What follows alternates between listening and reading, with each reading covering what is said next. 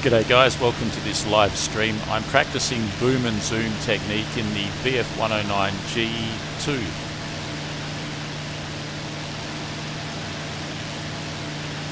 And I had my first successful proper boom and zoom, like intentional boom and zoom kill in a flight just about half an hour ago. It was only a P-39 Aerocobra, so not particularly not the most high performance plane, but in a way it proved the concept because the P-39 easily outturns any 109, including an E7. It has that mid-mounted engine and excellent pitching motion. It's an excellent turn fighter. So I was in a G4 and I climbed straight up. He chased me, he was shooting at me, and I was sort of in a climbing turn, and at some point he didn't have enough energy to continue to climb. He dropped his nose. I kept on climbing and I tracked him. Luckily the track IR was working. I'll replay it just now. So I'm tracking him and I'm keeping an eye on him, and I'm doing a stall turn and I'm going down, and luckily he started flying pretty much straight and level, so he didn't try any further turning or anything like that, and I came straight down on him and bam. And so that was my first proper boom and zoom. Up until then it's just been pretty much coincidence or haphazard up until then.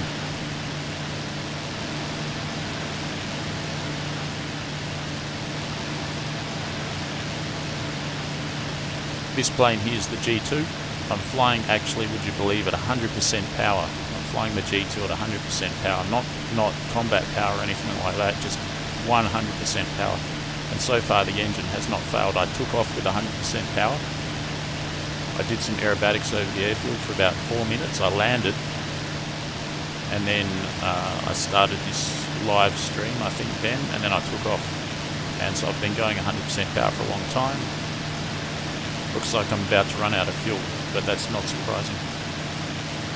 The good news is I've figured out that the G2 can operate at 100% power for a long time, at least as long as I've been flying just now.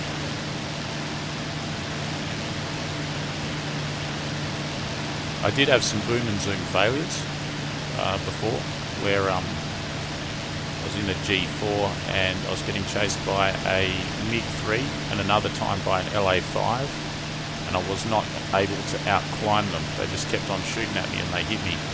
So in that scenario, I was only in a G4, I was only at 84% power. I probably should have gone to 100% power, and maybe that would have made a difference. I'll try that next time I'm in the G4, and next time I've got, I guess, a MiG-3 or anything fairly high performance on my tail.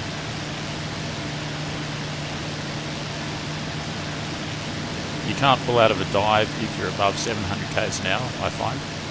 You can, but you've got to climb with your elevator and climb with your rudder and climb by creating some drag with your ailerons and stuff, and you don't always make it.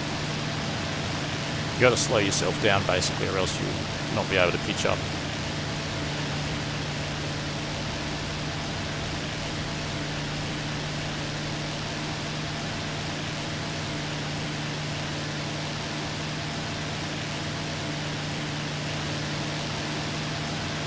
So after flying the Soviet fighters for about 2 weeks, I came to the conclusion that they were better turn fighters than the 109s, and but not as powerful. And if you were to have any chance of taking out a 109 in one of the Soviet fighters, that is to say the Yaks, I was flying Yaks, you needed to turn fight them and cut the circle. So conversely, flying the 109s, you don't want to turn fight, no doubt. You want to do a different doctrine, which would be boom and zoom in this case. So that's why I'm practicing boom and zoom just now. If I can consciously practice it, and if I can get close to perfecting it, it should be an extremely efficient way of racking up a lot of kills and also staying safe during dogfights.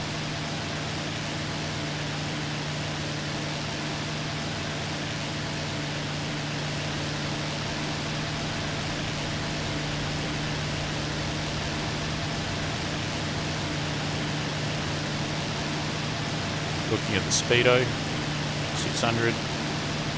Still fairly manoeuvrable at this speed. What do we got now? 650. You'd want to be pulling up at about this speed. Here's the bridge. I think that's a Soviet bridge, and I think it's got AAA, so I'll kind of steer clear of it. Ah, there's a plane. What do we got? You see that? It's probably... Don't lose him. Oh, everything's going wrong. There's a cloud in the way. The track IR stopped working. Let's get that cloud out of the way.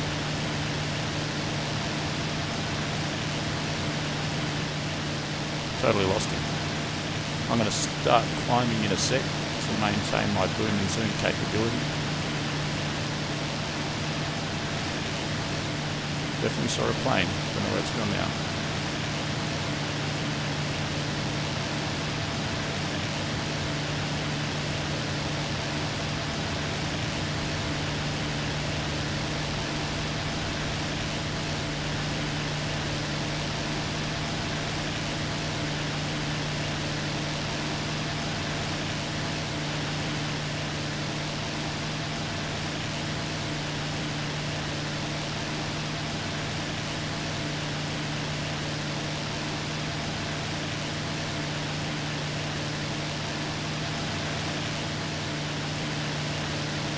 So these are Allied bridges.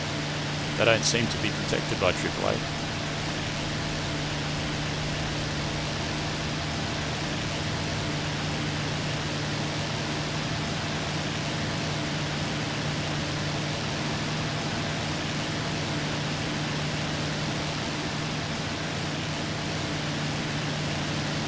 $700 now.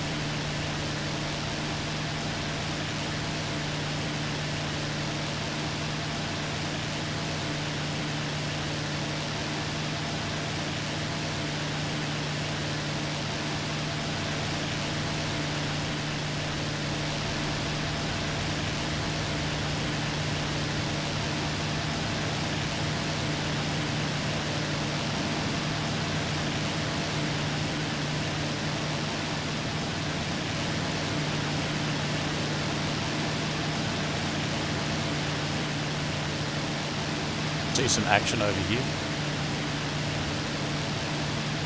I see 3 planes. There's 1 low and there's 2 high.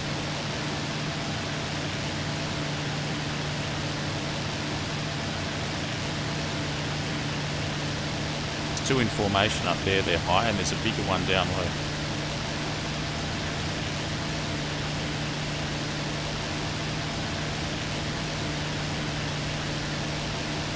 Massive plane down there. It's probably a Ju-88. There's 2 high, which are probably top cover for it, and it's probably attacking the tanks that are down there. They're probably friendlies. We'll go and check them out. Got about a quarter of a tank of fuel left. There they are there, cruising along in a formation, and there's another plane there, which looks like, I don't know, is that another heavy?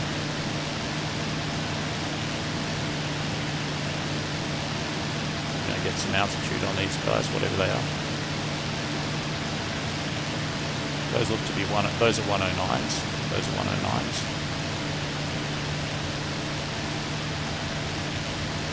And what have we got there? That's a Ju-88 right there. And he is going to attack some tanks. And I think he's getting shot at from that village. And who have we got there? That's also another 109. There he goes. Let's mock attack him.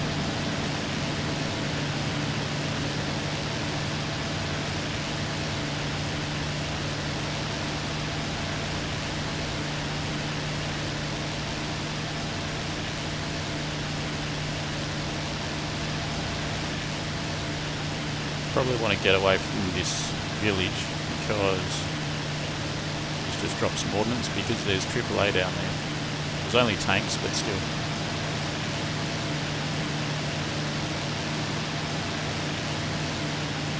I think I'm learning a thing or two in the 109 in these last few flights doing this booming and zooming. This is probably what this plane is mostly designed for. Really high speed energy fighting.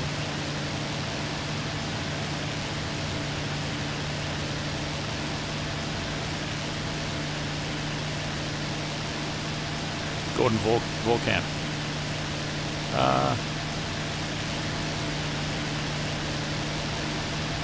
Yeah, 1/4 2.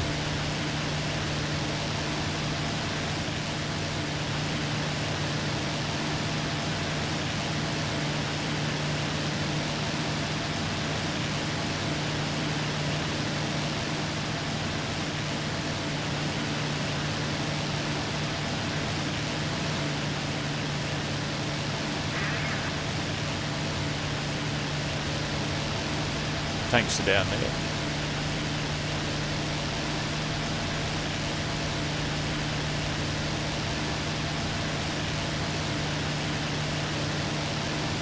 Now I just need something to engage.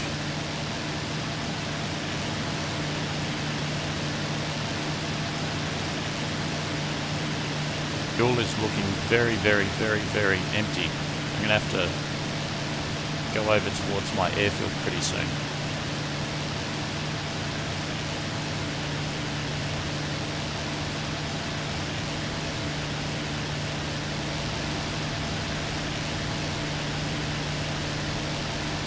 Might just mosey on over towards my tanks one more time, maybe via the bridge, and then I'll head back to my airfield to refuel.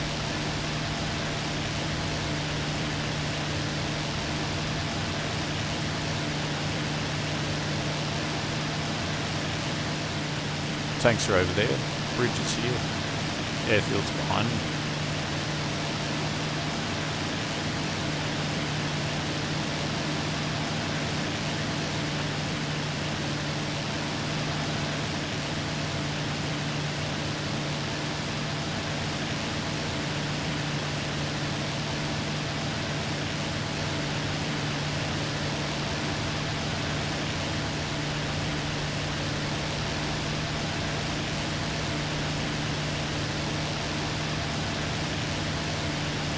And head due north.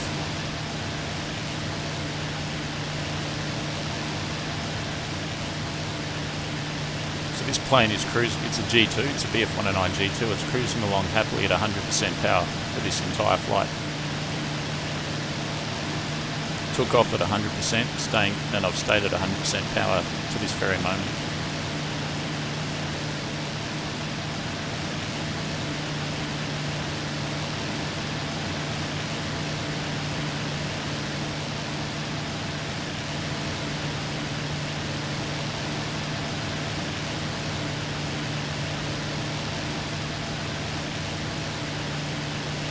That looks to be the village where the Axis tanks are.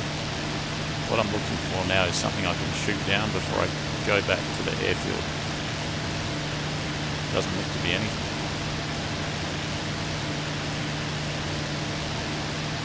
There's definitely still Axis tanks there.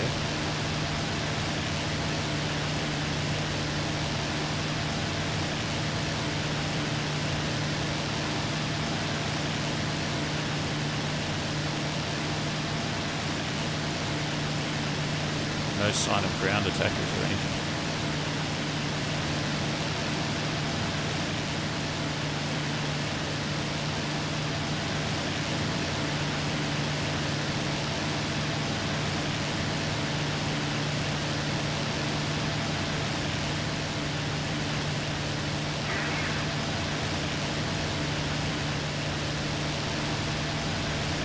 It will be 7 AM, same day for me, 17 hours behind you, going to big screen.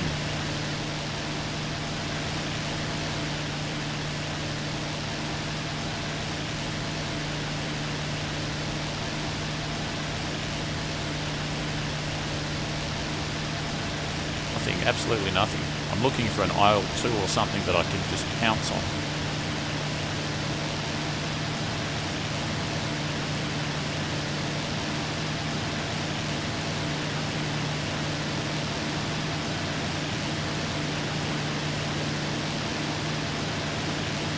Like such. Alright, I'm going to head back to the airfield because I'm going to run out of fuel otherwise.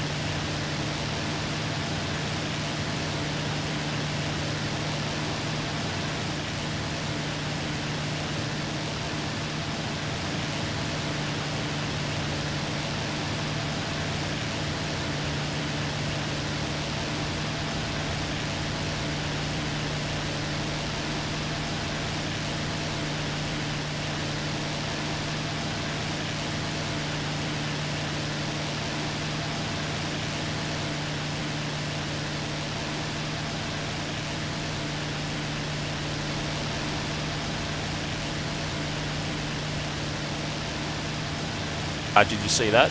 Did you see that? I saw some gunfire down by the tanks. I'm about out of fuel, but I'm going to have to go and suss that out.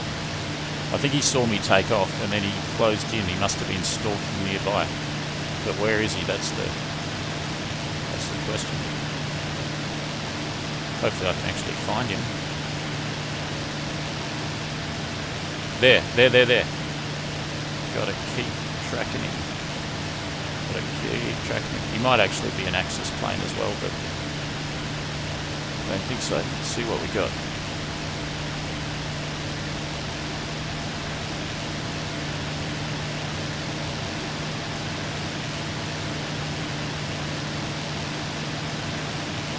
There's a couple of planes down there by the looks of it.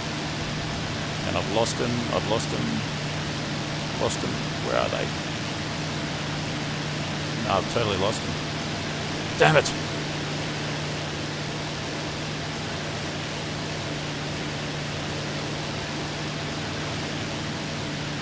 That's crazy. That's the downside to Boom and Zoom.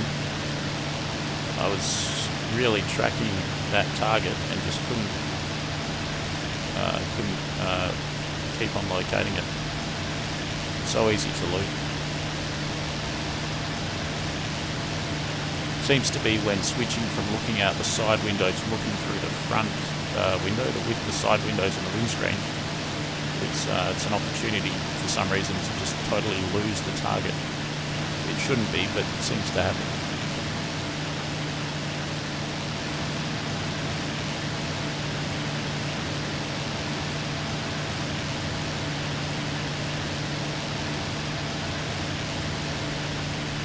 Low fuel.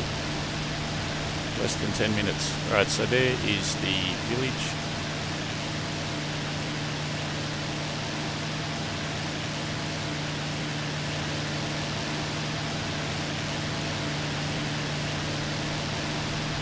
There was something down here, but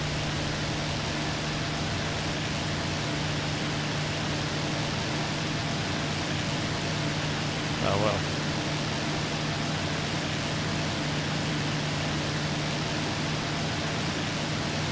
Best way to see something is to go low, but then you lose all your energy if you don't then climb.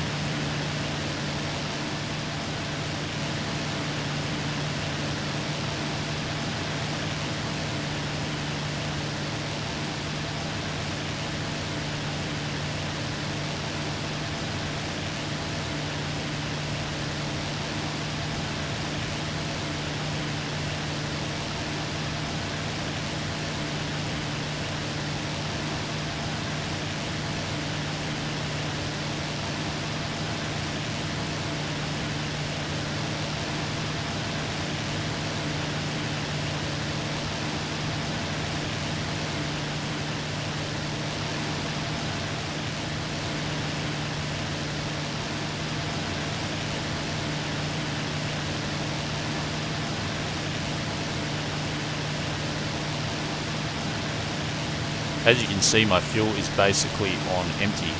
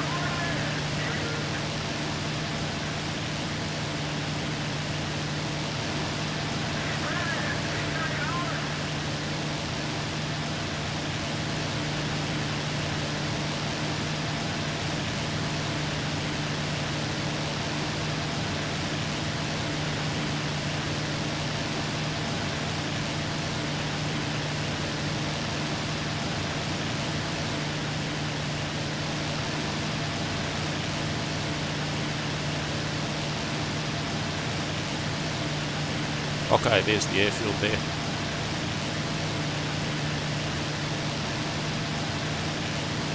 Actually, no, that's not it. That is not it. It's over further. Probably over there. That's a airfield, but it's not the one that I want. In an emergency I could land there, but I'm headed back to the home base, which is just over here, about a minute and a half's flying.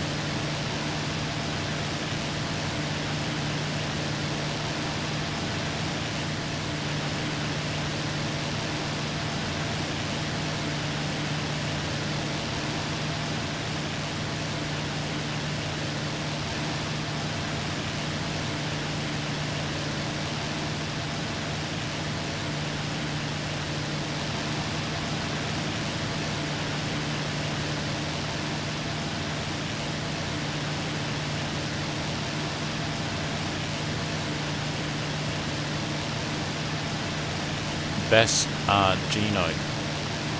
That's where I'm headed. Put the lights on.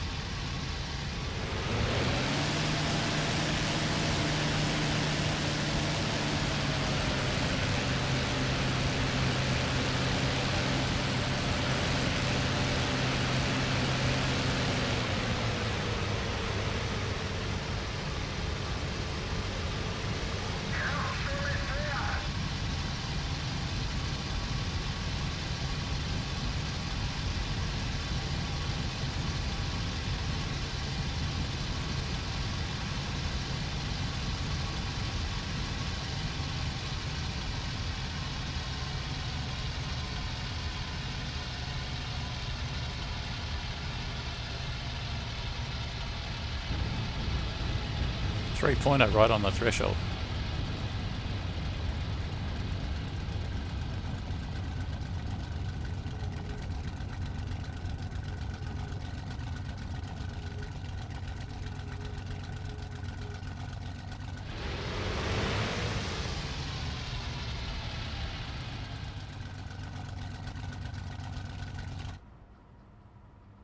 Alright guys, what I'm going to do is I'm going to check how many players are on the Allied and Axis side.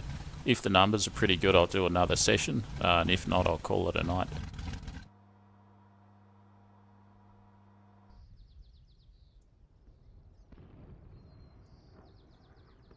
43 Germany, 33 Soviet Union. Geez, that's a bit of an imbalance, but yeah, there's enough players, that's for sure. We'll go again.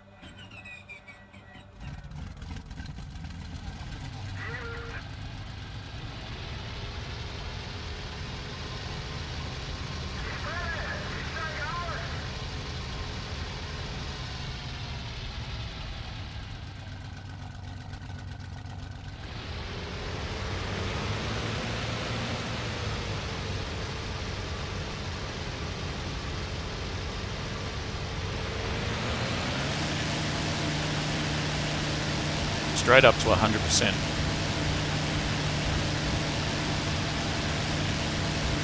I just glanced at the fuel gauge and I just remember I'm not taking off with 100% fuel. I've got about 70% fuel, which is okay, but I'm operating this plane at 100% power, so could do with full fuel next time. The question now is where to go to find the action.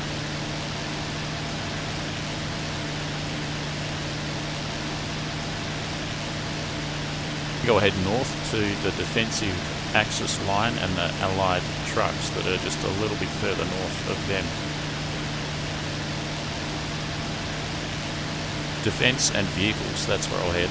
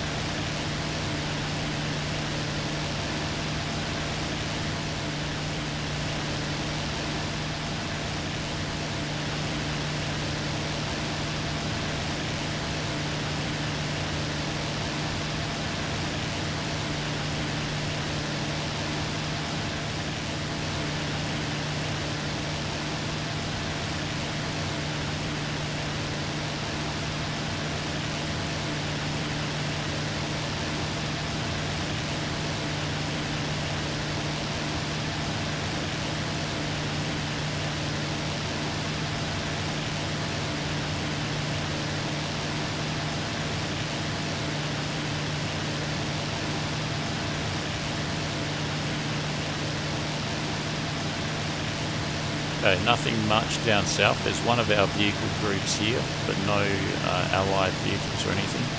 There's Allied airfields, and then there's Allied vehicles, and there's Axis warehouse. And weren't there trucks down here just a minute ago? Vehicles. Okay, that's the trucks. And I'm just here. I'm going to fly up to here, and there's an Allied airfield here, so this area should be hot if I'm not mistaken. Let's hope so.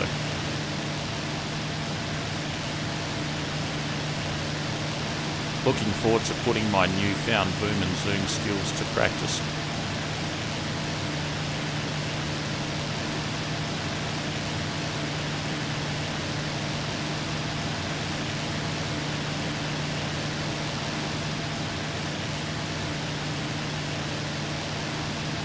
It's an interesting concept. In World War II planes, the two types of combat tactics, boom and zoom versus turn fighting, they seem to materialise as the two major categories of air combat. I wonder, does boom and zoom, done properly mind you, trump turn fighting? Does boom and zoom trump turn fighting if it's done properly? I rather think that it probably does. Because I don't know, there's a few implicit things in it, such as that a boom and zoomer is going to be faster in a straight line than a turn fighter, so it has the option of fleeing or departing at its leisure. So it has the option to fight or to not fight. Whereas a turn fighter has those big parasol wings, it's kind of committed to staying in the area so long as the energy fighter wants to also stay in the area. I don't know, I'm sort of thrashing out these ideas. Honestly though, I've always been a turn fighter, but only recently someone said to me the German planes are all energy fighters, so using them as turn fighters is not to your advantage, and that's true.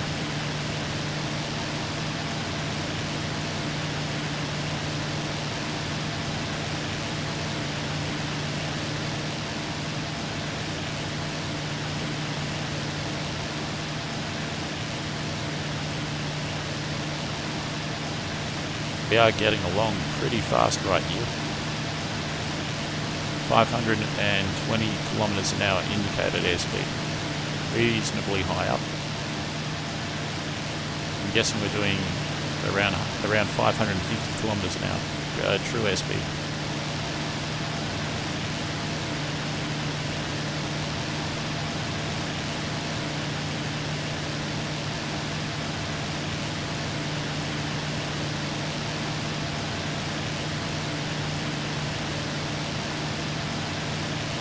Alright, so we got some defensive lines off to my left between an airfield and two towns. Two airfields and two towns. There's an airfield, there's a town. There's another town. Alright, I know where it is, and I think I can see some explosion smoke down there for where something must have been attacked by a bomber.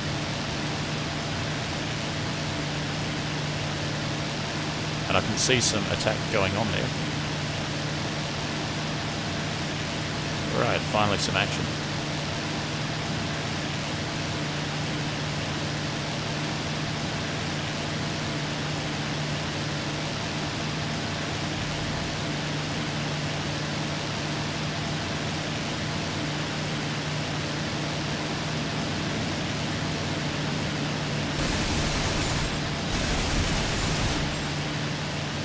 And it's an I-16.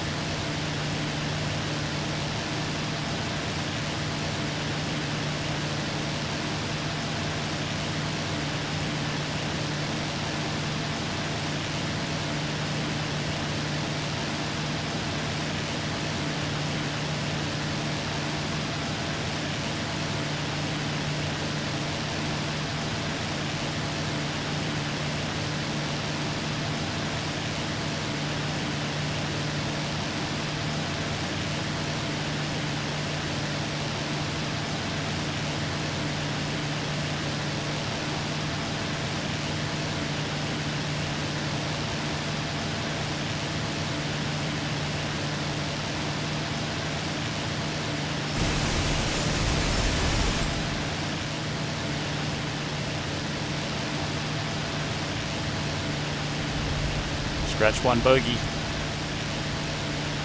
That wasn't exactly boom and zoom, but kind of incorporated it to an extent.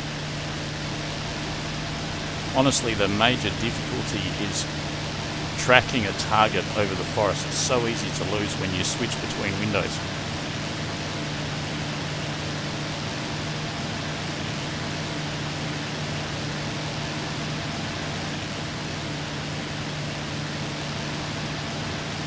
Very effective though. I was able to engage that I-16 on my terms. He never really had a chance to get a shot on me. Kind of like being an eagle swooping on a chicken. And that would not have been the case had I attempted to turn fight the I-16. It probably would have thrashed me because it's an excellent turn fighter.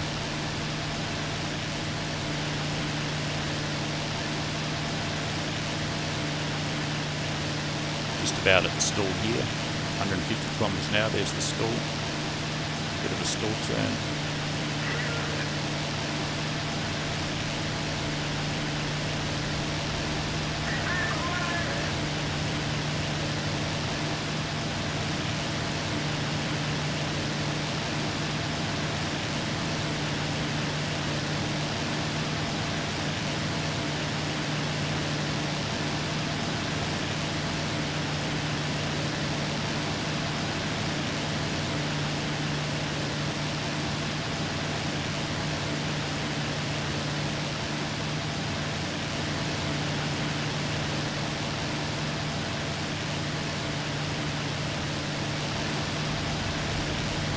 Still got the Axis defense here, and then where's those vehicles? I think they're destroyed already. Team Axis countries completed mission in full. Necessary for enemy destroying targets within 5 minutes.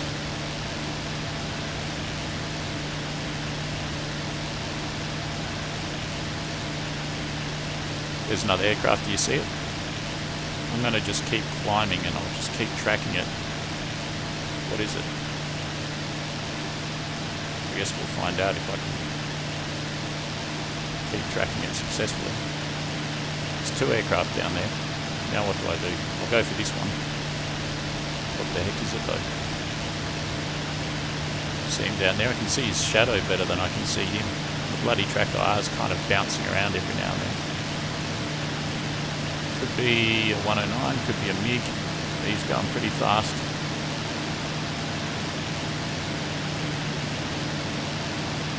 Still don't know what he is.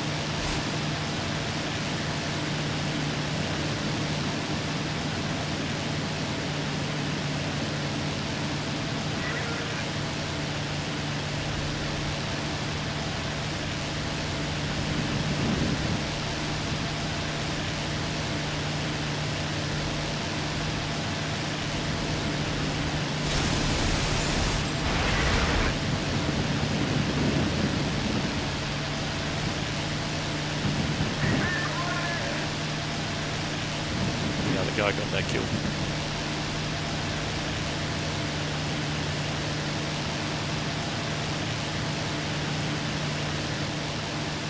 There goes somebody. It's hard to tell what's going on. We got a number of Allied and a number of Axis in the sky at the same time.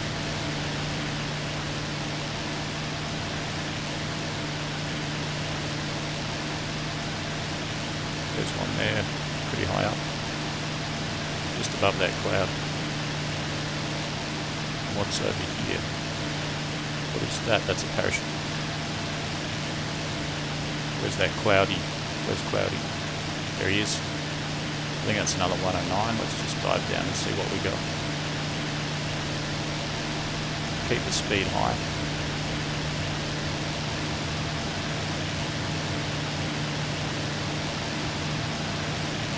Oh, and suddenly they're everywhere. Alright, I can see a PE2. They are everywhere. PE2 is getting mauled by about 3 fighters. He's crashed into the tree. I'm going to zoom again.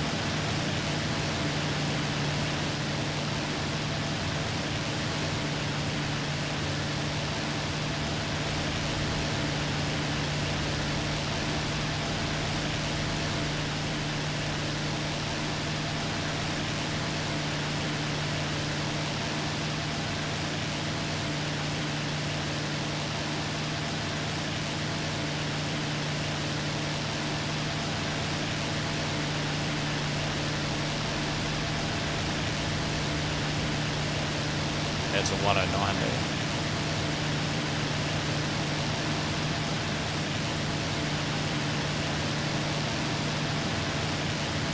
So yeah, I'm liking this boom and zoom technique. Very effective, I think.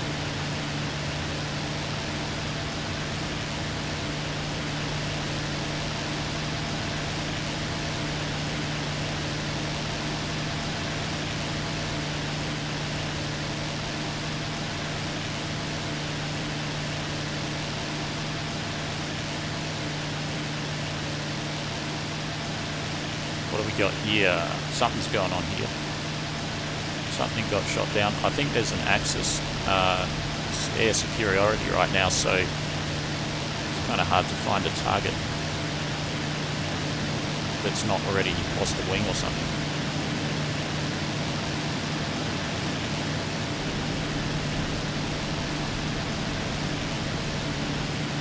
Still going. Team of the Axis won. I think I saw an old cartoon where a flying tiger took swipes at an AJ bombers, maybe the original BZ. So is that Imperial Japanese Air Force? Am I correct in that? And BZ, what's BZ?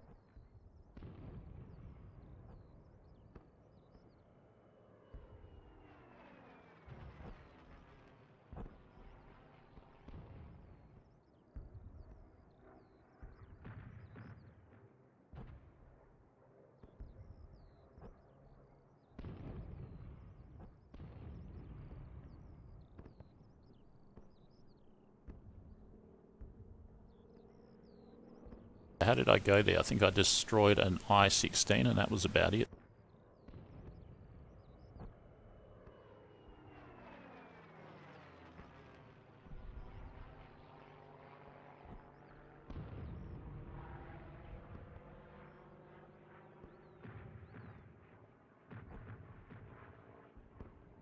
One more flight, I think. There was a real imbalance in that one though. Heaps more Axis players than Allied.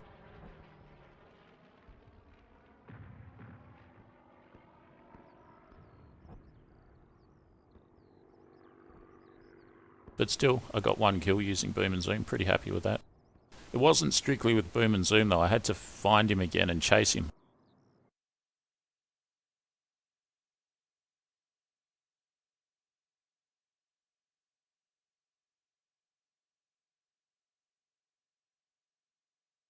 Whatever the new map is, I'm going to take either a G2 or a G4, preferably a G4.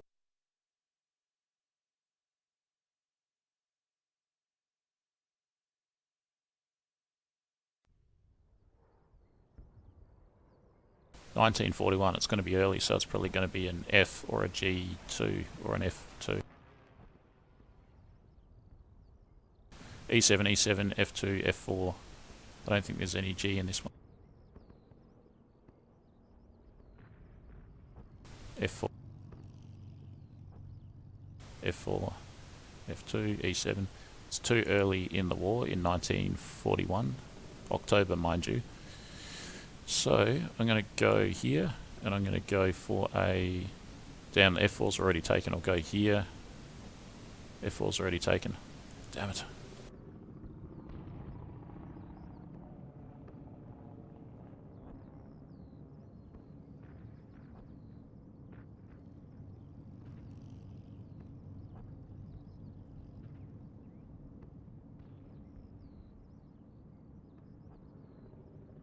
Darting a bit further back than I'd like.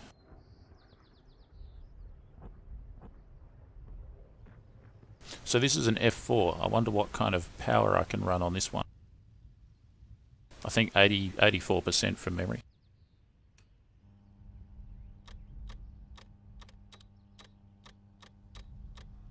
This airfield's miles away from anywhere. Only 2 people here. And only because we wanted an F4.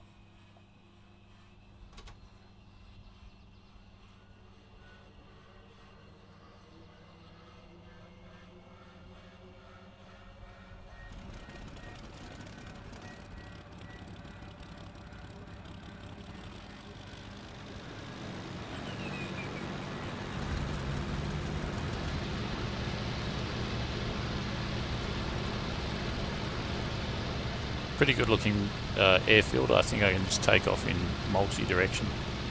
Windsocks, no issue, not much wind.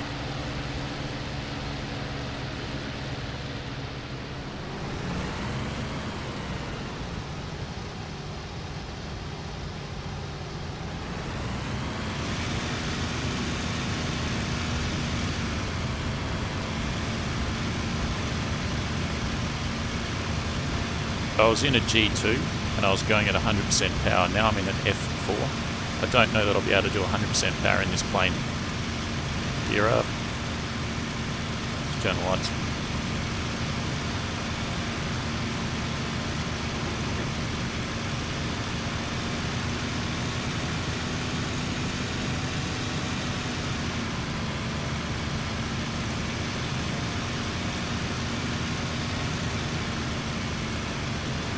This plane, unlike the G2, has combat mode, then emergency mode, and then below combat mode you've got continuous. So I might not go emergency. I might just skip to combat mode, which I think is 84%. So we'll go around 83, 84. That should do it.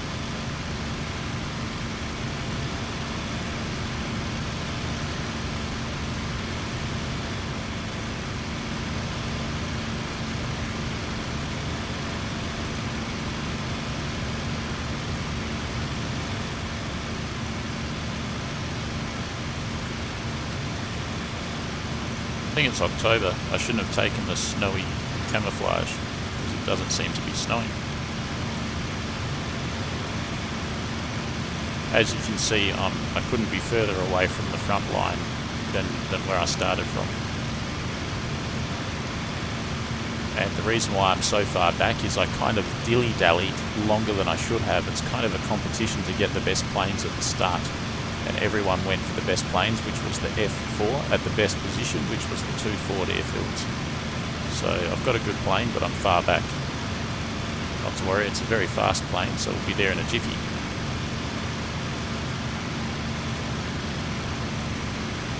I used to fly with the cockpit lights on. I've decided not to do that anymore because you get a glare on the windscreen. It's not so perceptible just now, but you get a kind of a glare on the windscreen. In certain lighting conditions, it's really bad, and it completely obscures your forward visibility.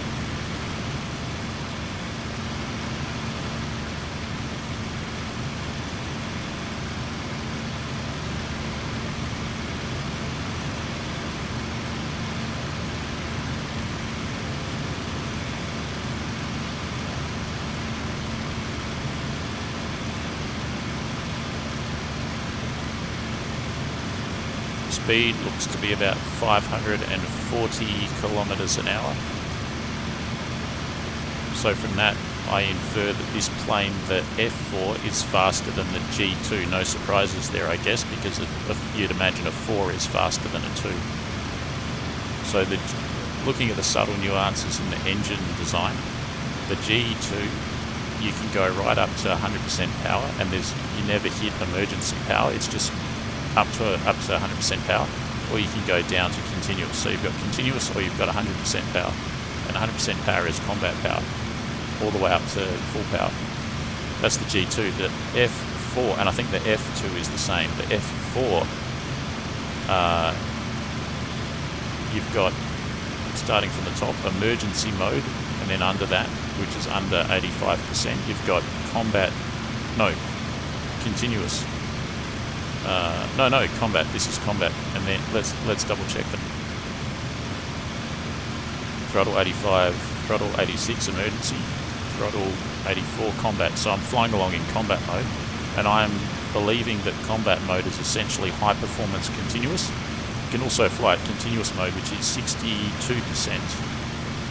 So the G2 and the F2, I'm going to say, vary from the G4 and the F4, in that the F4 and the G4 have more power in reserve, but only for a fleeting moment. That's emergency power. And so you can kind of consider 84% your maximum power. If you really need to, you can go to 100% power, but that's only going to last, I think, for about, certainly less than 2 minutes, probably about 30 seconds before you get up a message on the techno chat that says that the engine is damaged, which means the engine's going to cut out in 5 minutes or so. So you're trying to avoid that. Which means, I guess, throttle discipline, you'd call it, is pretty important in the F4 and the G4. Right, so we're finally at one of the forward airfields just off to the right. Got some tanks and a fortified area up ahead, so that's sort of where I'll head to. Mark's Guitar Lounge, g'day. I think we have there's our airfield, there's our forward airfield off the nose, and I can see someone's got their lights on and they've just taken off.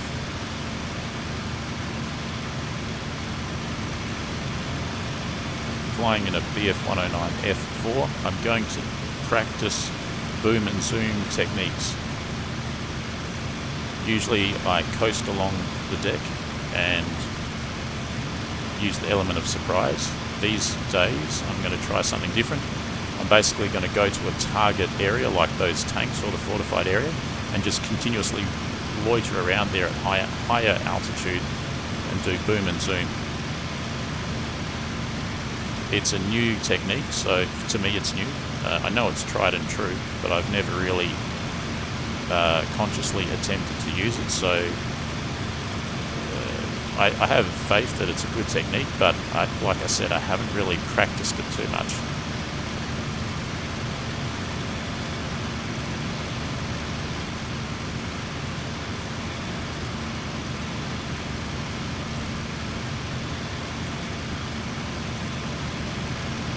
So this is the Moscow map. This is 1941, October 1941.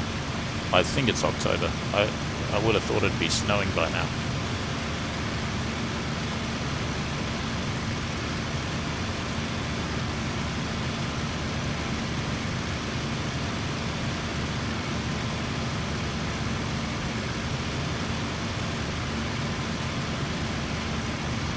If I hang around the Axis tanks, I'm going to get bombers coming out of that Allied airfield to the east.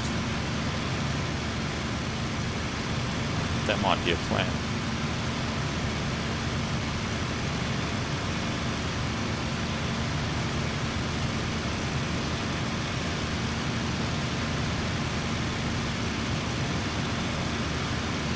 There's 650 k's an hour. How's the performance? Still fairly manoeuvrable. There's almost 700. You can still pitch a little bit. Very slippery plane. Very nice, very high performance. It goes down and up very easily. And I've got this bloody... That's a hassle. I've got an armoured headrest, which I was really hoping not to have. Some of the F4 variants, you can remove the headrest, which is kind of essential for seeing behind you. You can't see jack. You can't see bugger all behind you with that armoured headrest there.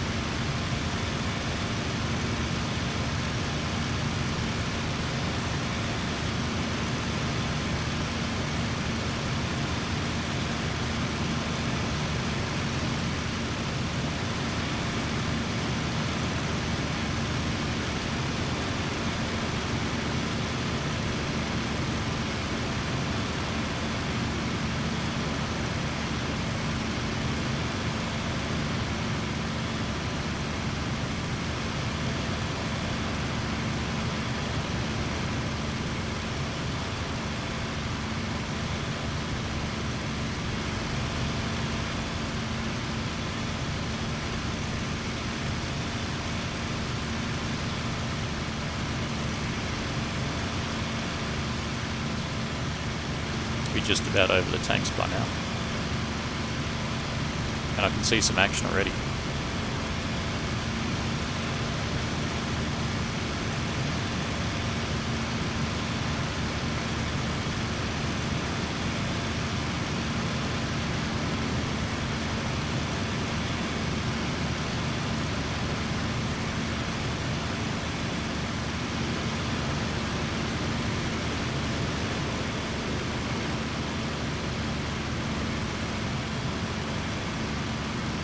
Well, unfortunately, whatever was there, I couldn't see it.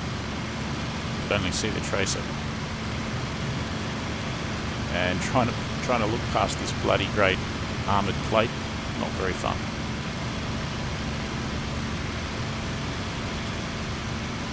This armoured plate's a liability.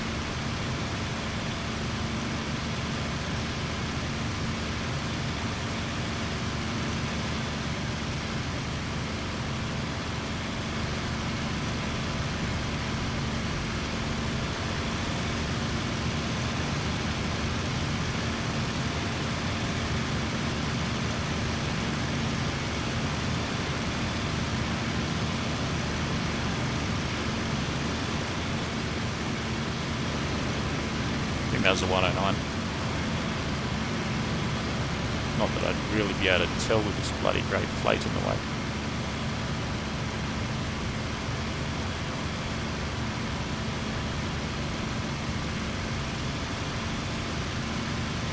Yeah, completely lost him. That's the problem with this method, is it's so easy to lose what you're tracking visually, especially with the armoured plate in the way. Is that my shadow, or is that a plane? Or is it a drop of water on the windscreen?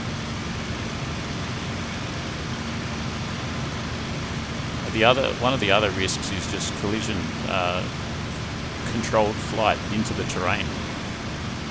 If you're focused on something and you're not looking at your speed and your dive, you might get to the point that your speed is too high and your altitude is too low, and you can't pull out of the dive. That's another thing that I've done a few times in practice, is just not be able to pull out of the dive. So tracking targets, pulling out of the dive in time, and cooking the engine, although that doesn't seem to be such an issue once you figure out the power settings. Well, that village contains the Axis tanks. I can't see any action here. Maybe just my presence here is scaring them away, although I wouldn't think so.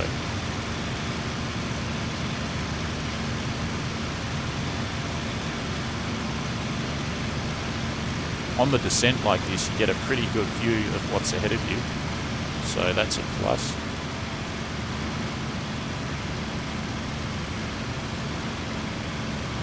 What's my speed? 600. Very fast plane.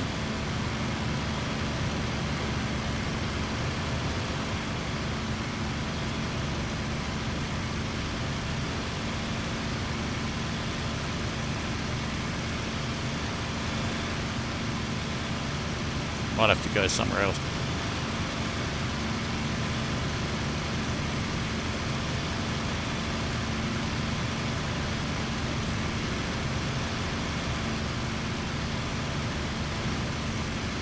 I think I'll head to the Allied tanks, which are due south.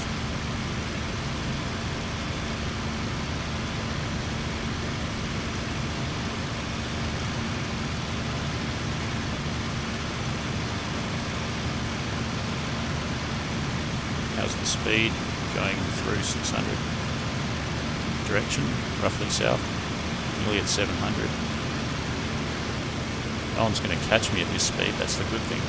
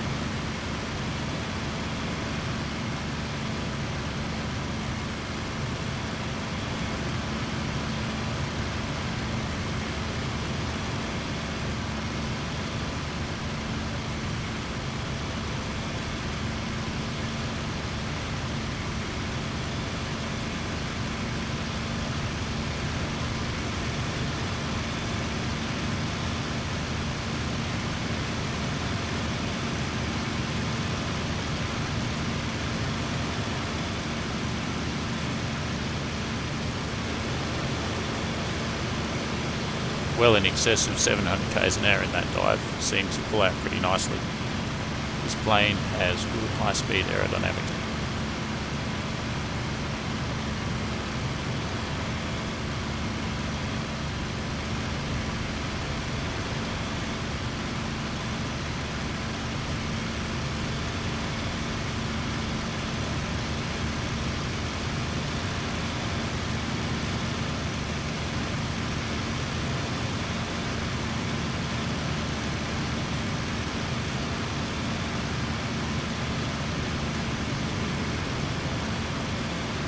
In case you're wondering what I'm doing, I'm looking for the tanks. There are some Allied tanks around here somewhere.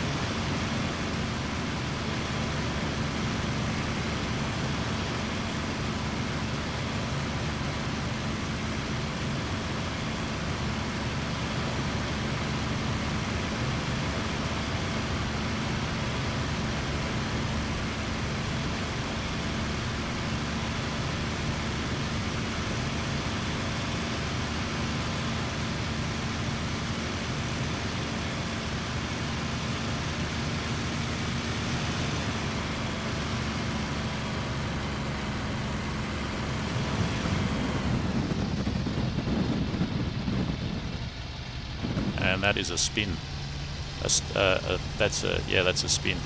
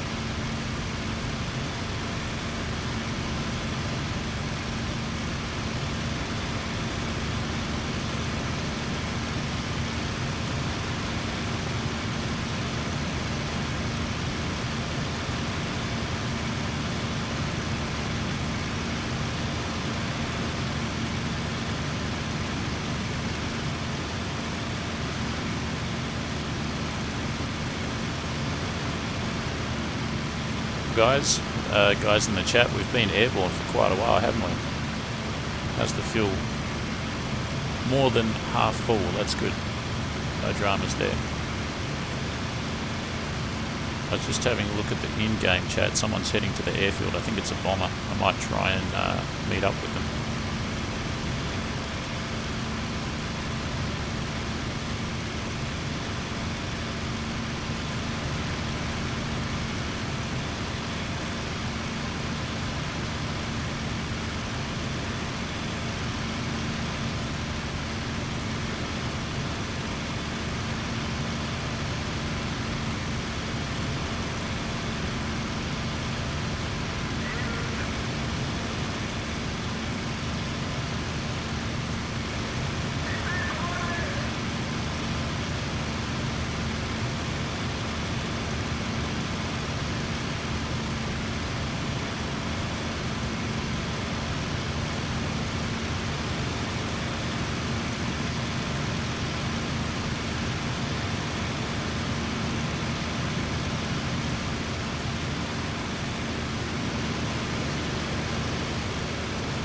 How's our speed?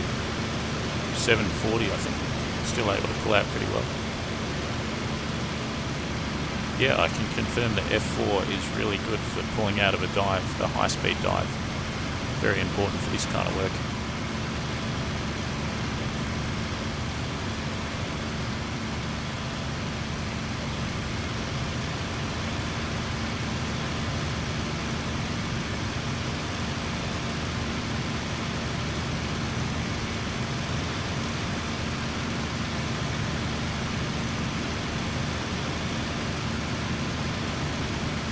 Someone in the game asked, why can't you fly the Bf109G-2 here? And I know what the answer is. The answer is this is 1941 and the A5 doesn't exist yet. 1941. I don't even think you've got the original FW in existence just yet.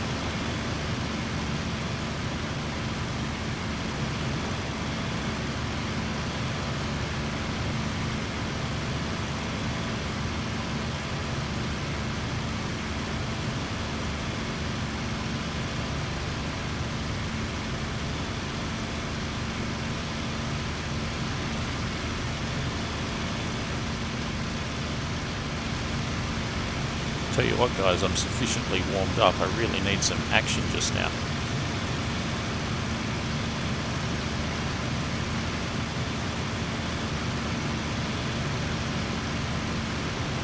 Got an enemy airfield down here. This is pretty risky territory.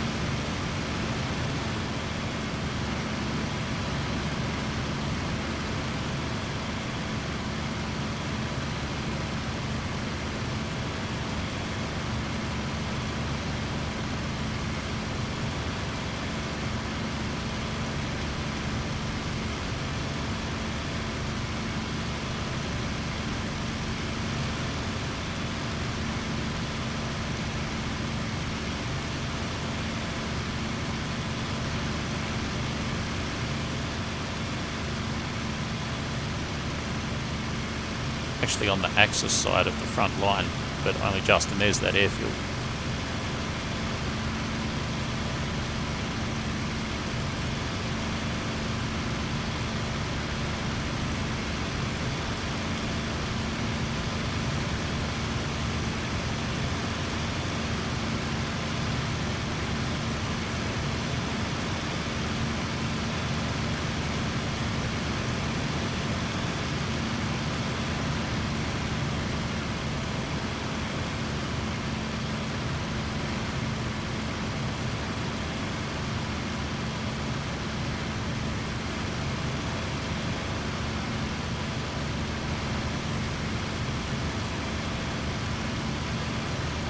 About to start getting hit by flak in him. Actually, I don't know if these airfields have flak, these kind of ones. Someone's just attacked it or got shot down or something. What have we got down here? What do we got?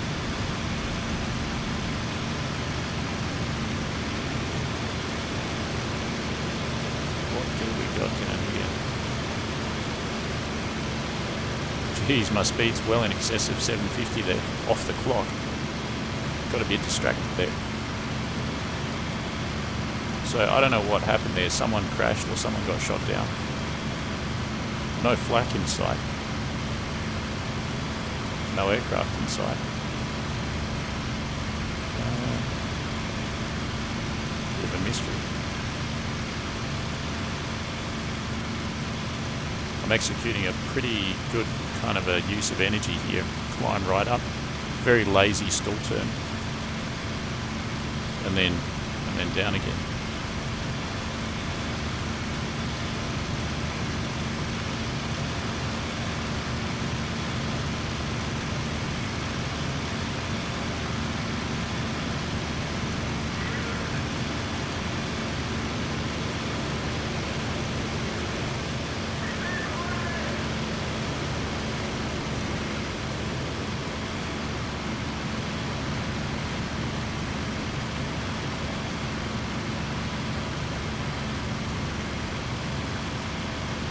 I think what had happened is an Axis aircraft shot up some ground targets and then unfortunately crashed. I think that's what happened there.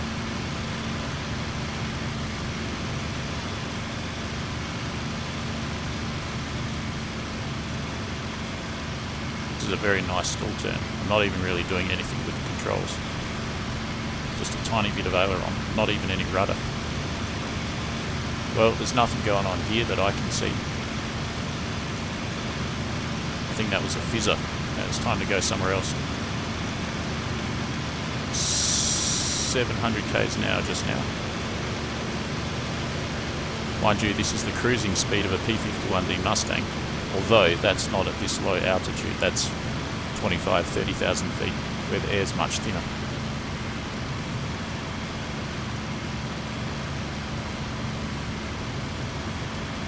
Alright, let's go somewhere else.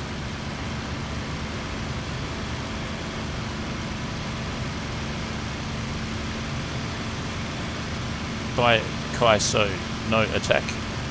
I can't see anything to attack. Trust me, I'd do a lot of attacking if there was something.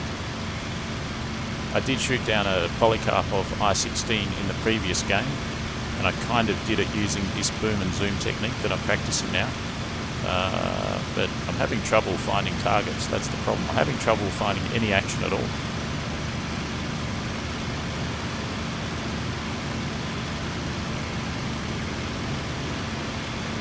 Guys, what I might do is actually fly up the front line and just see what I can see.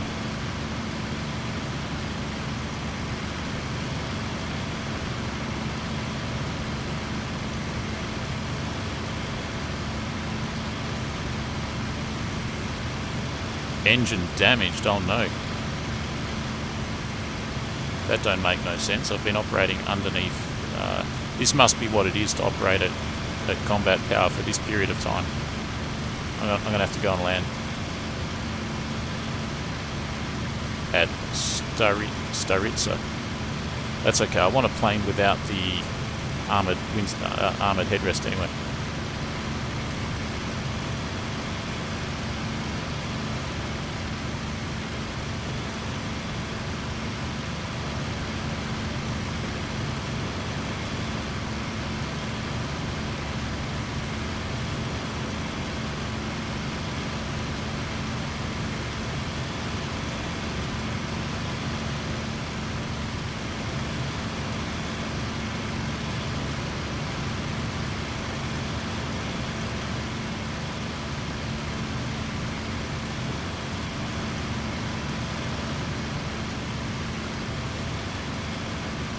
Another thing to consider is that whenever I fly on the deck, I always see targets. Well, not always, but most of the time. If I'm flying this high, it can be harder to see the targets. So I'm just thinking out loud. I'm wondering if it's a better idea to fly on the deck until I see some action, and then quickly climb, and then commence boom and zoom from that point onwards.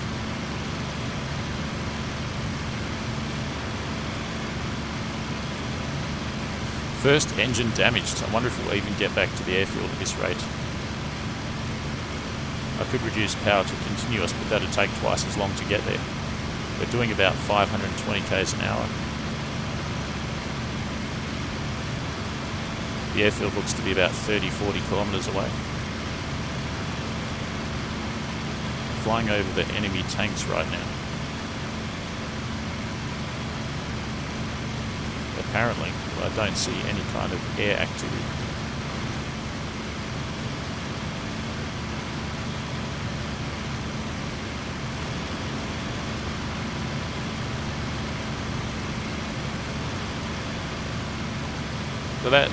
So that kind of, I didn't get hit by anything, so that means that you can cruise at 84% power for a long time for the entire duration of this flight before the engine gets damaged. So I think most of the time it's best to cruise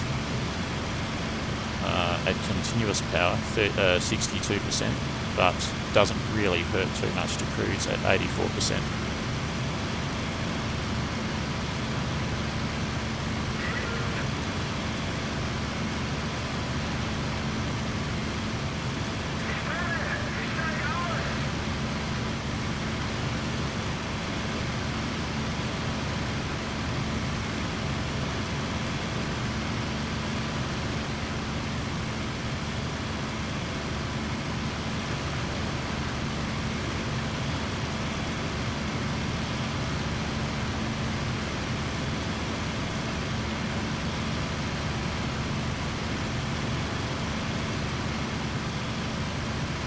To say the graphics of the rain droplets and that sort of thing on the windscreen is excellent.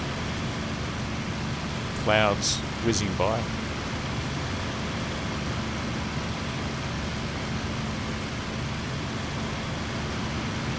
Definitely want to get in a plane that doesn't have this armoured headrest.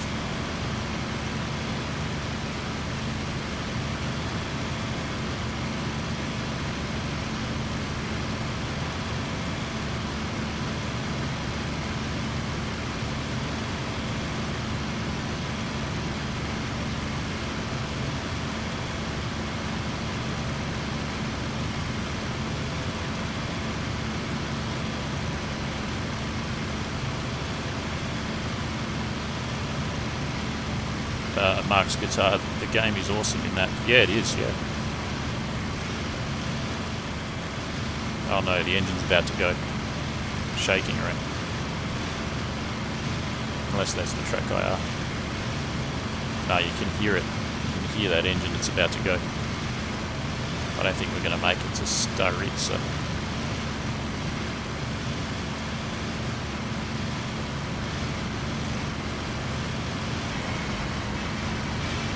You never know. Put the lights on.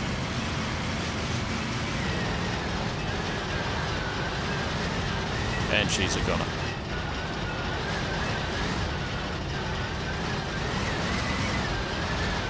It's still going. The temperature seems okay, but no, I think it's just fatigue. And there we go. Put the nose down for a gliding attitude. See if I can see the runway.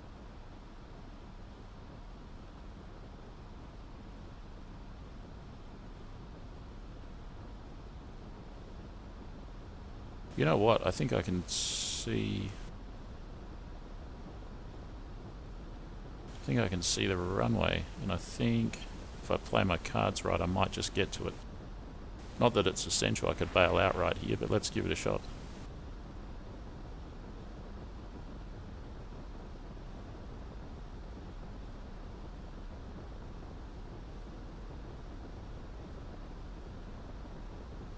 What do you reckon? Do you think I'll make it? I think I think it's too far, especially with that big forest in the way.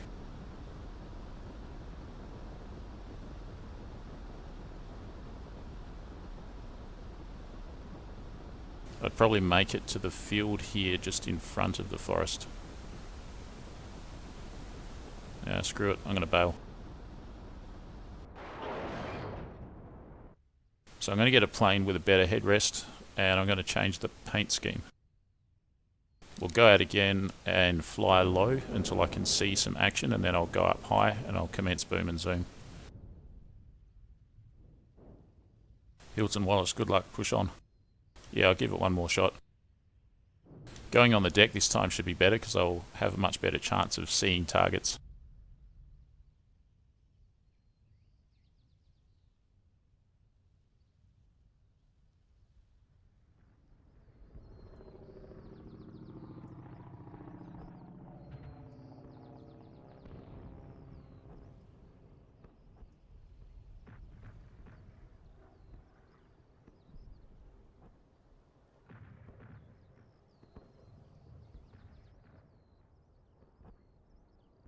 F4, very popular, everyone's taken the F4.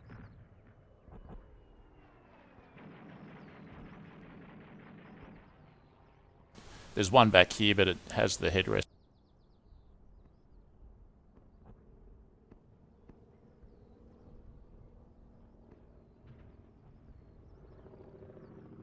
Let's see what options we've got. Remove headrest, that's what I'm after. So I'll definitely take this one. This is a F2. I'll go 100% fuel, 180 meters for the guns. What paint scheme do I want? There's a bunch of them.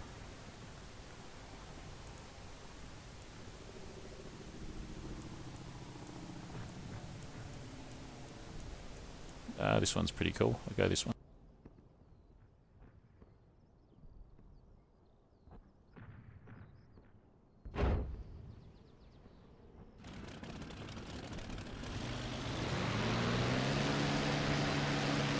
So this is an F2.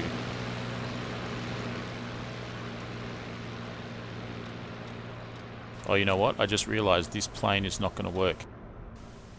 Look at the angle of... Look at the view. I can't change it if I reset it, like now, by pressing F12. It just goes right to here. So this is the flaw with the F12 in the online. It's like a bug. Either the game or track IR. I don't know. I've experienced this before. There's nothing I can do about it. I have to change planes. So this is the F2. Sorry guys. So won't be too much longer.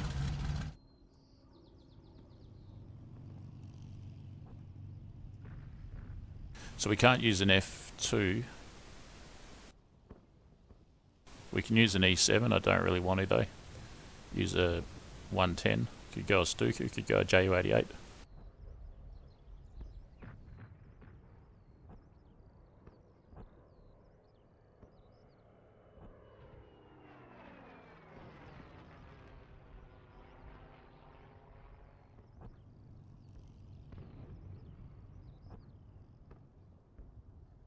Might have to bite the bullet and go for this one way back here. It's alright, it's a fast plane. Go for this one with the hound on the front there. Hungry hound. And you can't, they've locked all the options, so you can't remove the headrest, but I'll have to put up with that. Guns to 180 meters, so you got 200 cannon and 1,000 machine gun.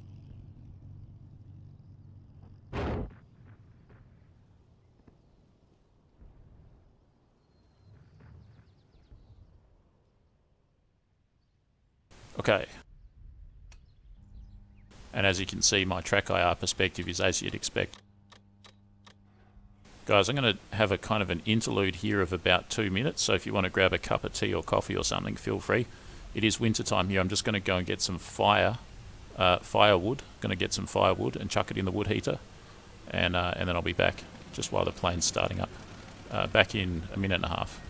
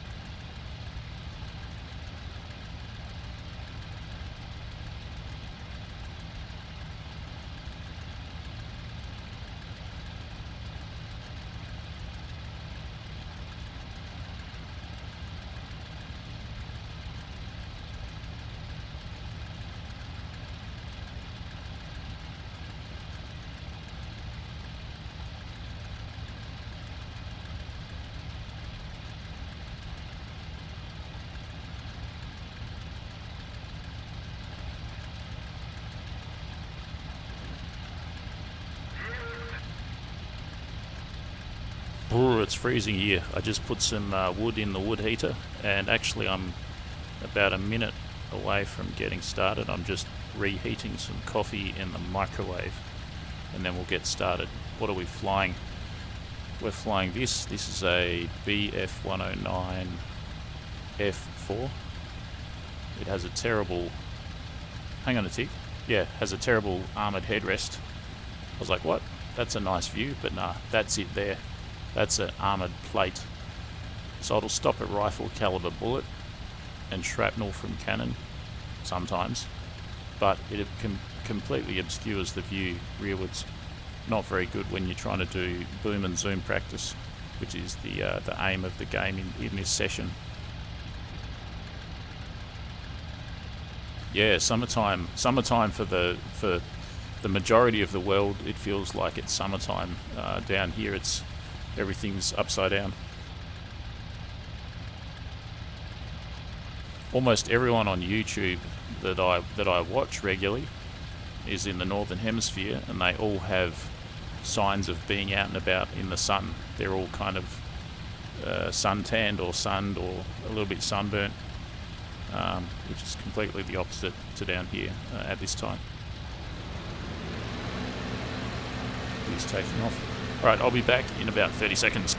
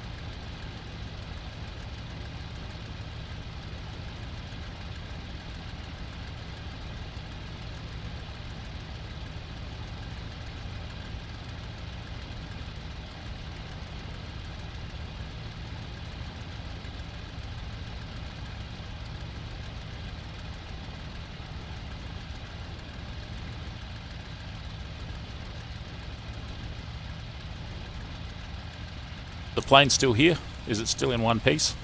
Not on fire or anything? No one's crashed into it? Good, excellent. Let's get out of here.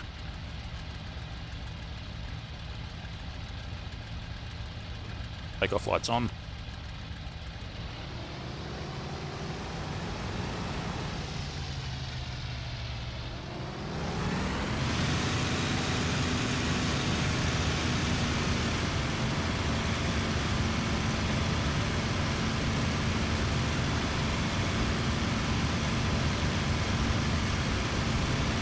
There's 200, let's rotate, let's get the gear up. So we're in one of the rearward airfields, which is the penalty to pay for getting the better plane, the F4. So it's a bit of a flight till we get even to the forward airfields.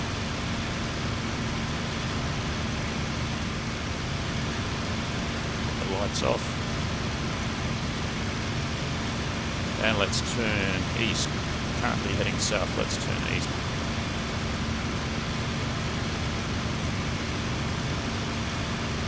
There we go. Really getting to know the subtle nuances between all these variations of the Bf109. It's really good. The best history lesson you could ask for. Now I'm going to just double check my power. I think it's at 83. Yep. So you saw... okay, so what do we got here? We've got an F4 with an armoured headrest. I'm at 83-84% power. We saw that it could cruise for ages at 83-84, no problems. But then the engine did start to have problems. Yeah, what I might do is fly quickly till I get to the front line, and then when I'm at the front line, slow down to continuous power, and then only go back up to combat mode 84 when I see some action.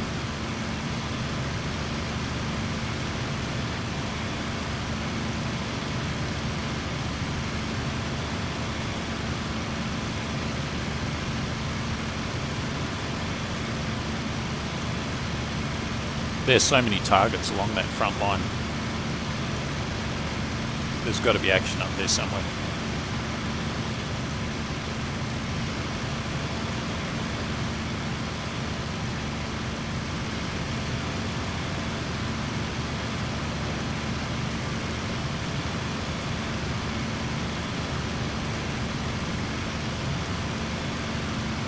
Does it snow? Yeah, it does snow. Right now we're in our snow season, but it doesn't snow in very many locations. Only really 2 locations.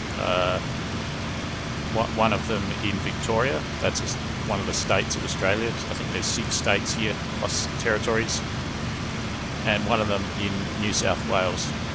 So, and those are only in kind of elevated regions. You do get freak hailstorms and a bit of snow here and there, but those are kind of unusual events. They don't happen very often.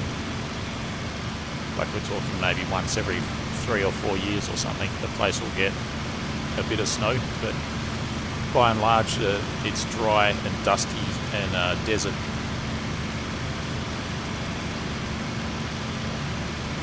Full of snakes and spiders.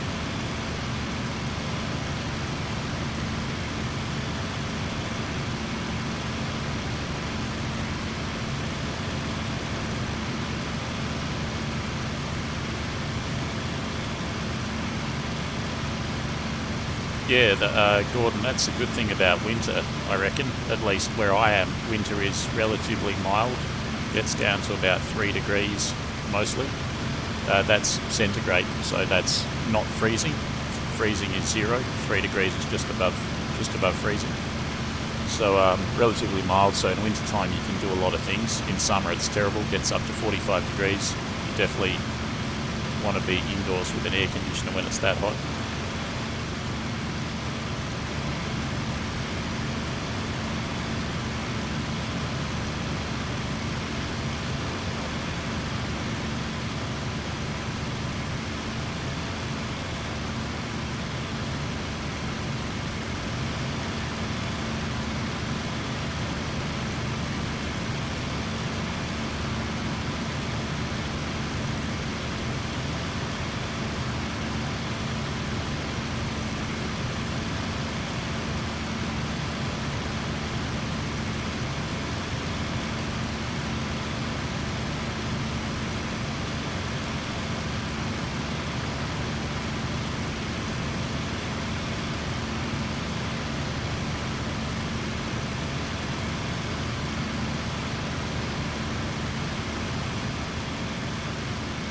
That's it.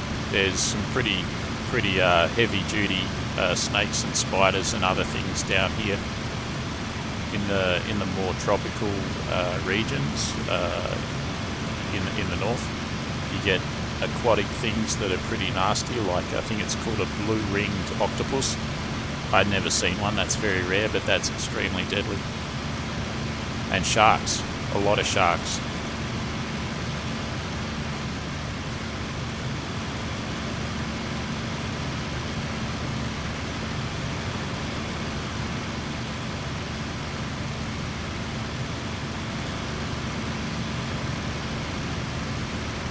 Alright, we're getting a bit closer now. We're just parallel to the Ford airfields. What I'm going to do is reduce power and I'm going to dive down to treetop level.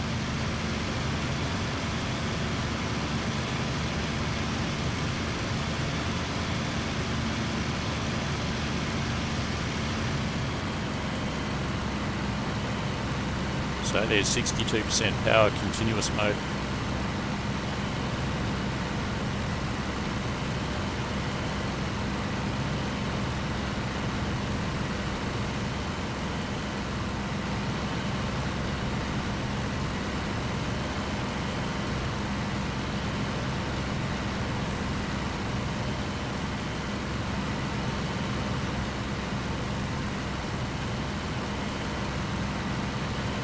So this is a much better perspective for spotting any aircraft on the horizon, that's for sure. So my plan is going to be, as soon as I see something, I'll go back up to 84% power and I'll start climbing and trying to just keep track of it, just not let it out of my sight for a second and dive down on it.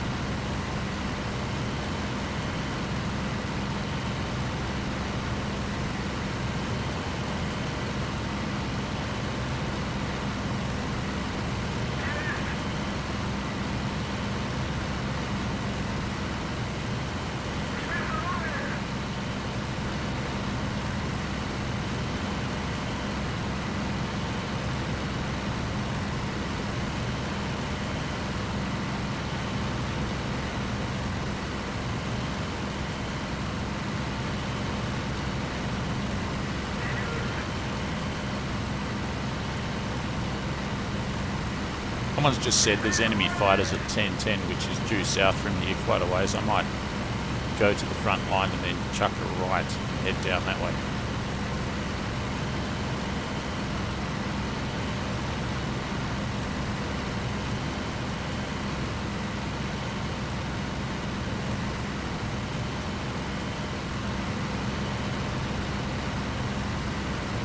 Right, we're over enemy fortified area just here.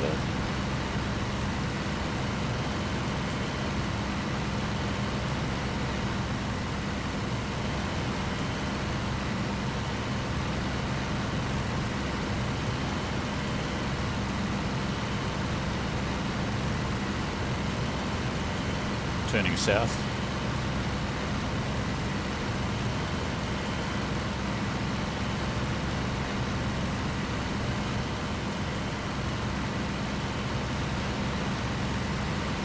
See a plane over there.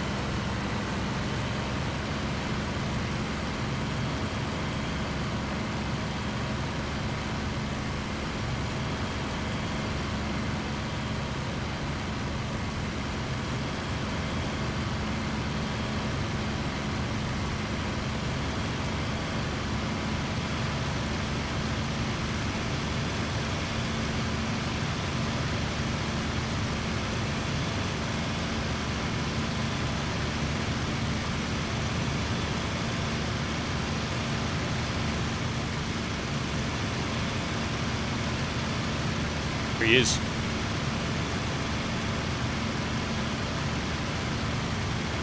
So this is in the vicinity of an enemy fortified area, so chances are that's an Axis plane attacking them.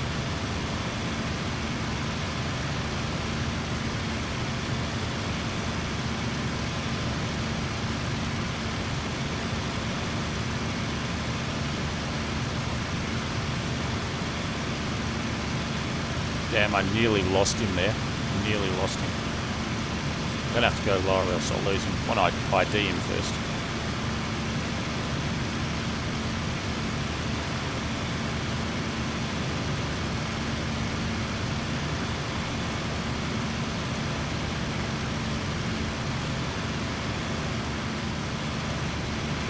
Another 109 false alarm.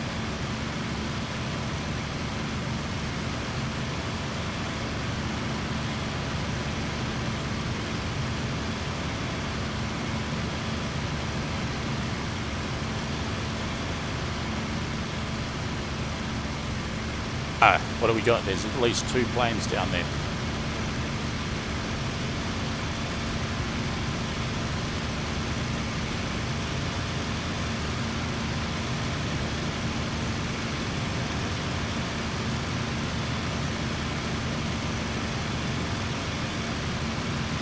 I reckon that's a yak.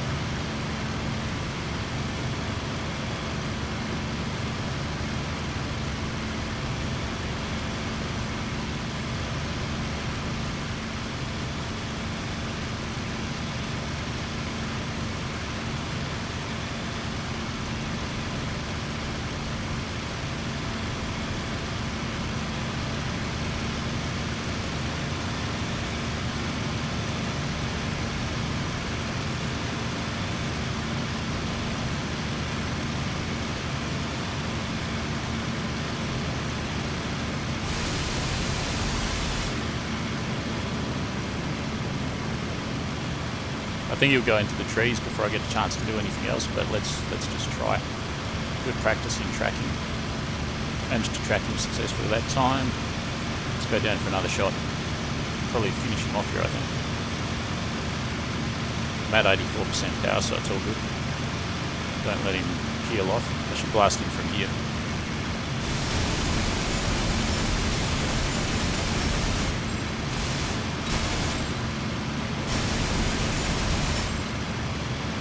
and up we go.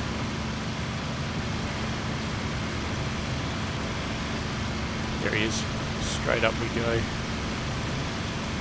And keep an eye on him. It's easier to see because he's got that trail, that smoke trail. Zoom in.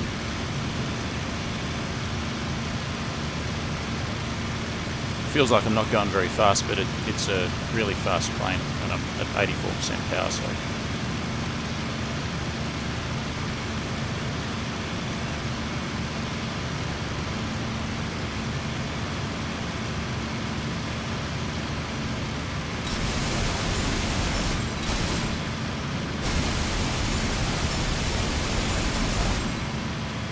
That looks like a pretty decent hit there. I think that's finished him.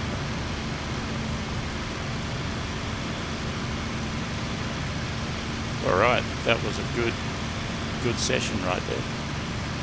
That's Boom and Zoom, it works. Pretty happy with that.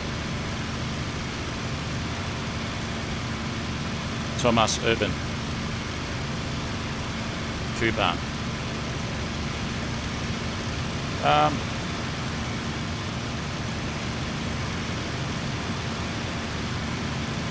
Yes and no. I mean, obviously, to be honest with you, I don't know how the structure works and everything, because now it's on Steam and now it's, which is good.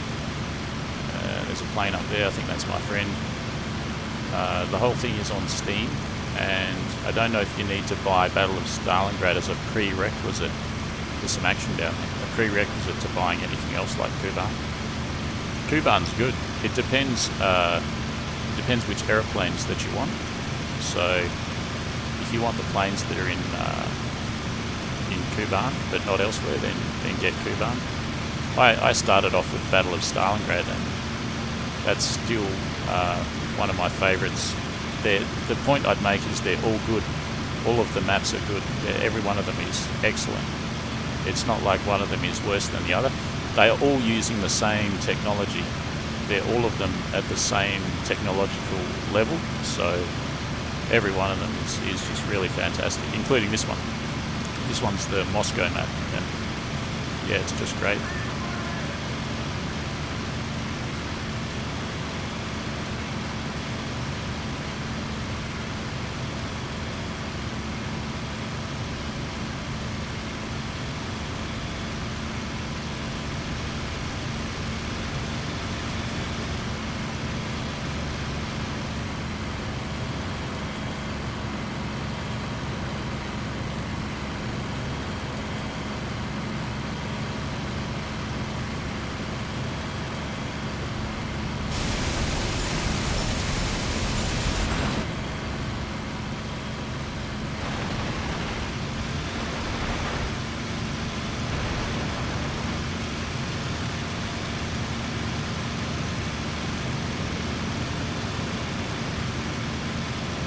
Got ourselves a bit of a dogfight going on. I just hit a P40. Got someone on my tail. Two on my tail. Let's see if they can keep up with me. This guy is, unfortunately. Let's see if he can still keep up with me. I think I might be finished here. I've got this armoured plate though. Wait for him to tip and then I'll go after him. I should go full power here. Come on, come on, come on, come on, come on, come on. Come on, come on, come on. There he... we tipped at the same time. I should have gone full power there. Oh no. Elevator's not working. Damn. Okay, so... yeah, in that situation I should have gone full power, and then... because I noticed that me and that plane behind me, we both stalled at the same time.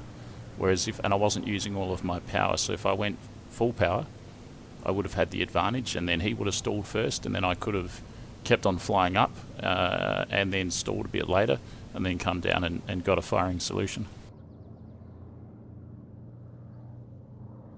Good job, nice, thanks guys. Thomas, I already have boss. Oh, okay. You could get Bodenplatte. How about Bodenplatte? I think Bodenplatte has the most exciting aircraft in it at the moment. Lol, sorry, Splat. Yeah, it happens. That was a splat if ever you saw one. Yep. Okay, that is pretty much it. So in that entire mammoth session, I shot down like 2 aeroplanes only, or maybe 3 if you count the P-40. So that was my first serious attempt at doing boom and zoom, and there's quite a few subtle nuances to it. Okay, that says I got 1 plane. I definitely got hits on that P-40, and I got hits on that other plane, whatever it was. I think it was a MiG-3 or something. So good times. I enjoyed myself. That was really fun.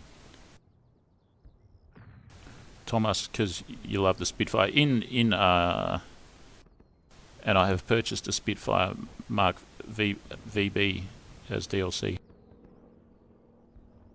Would be cool if they added the Merlin 45M for the Mark VB.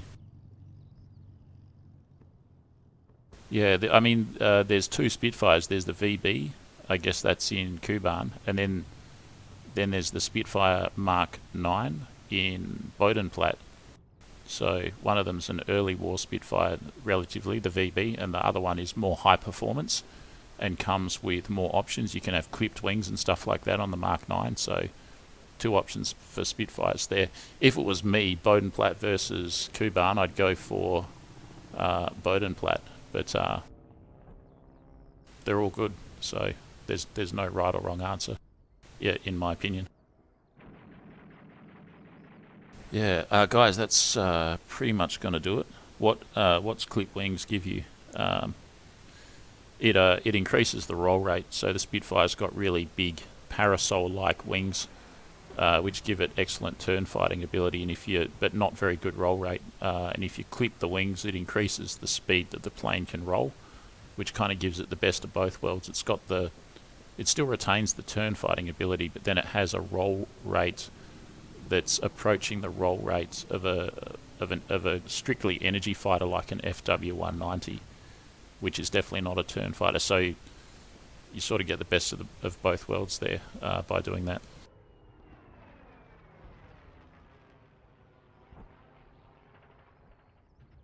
Yeah, yeah. So I'd go for. They're all good. I'd go for Bodenplatte, I think. Plus, if you get Bodenplatte, the Mustang's coming out soon, so probably at the end of September. So about a month away there, I think, as an estimate.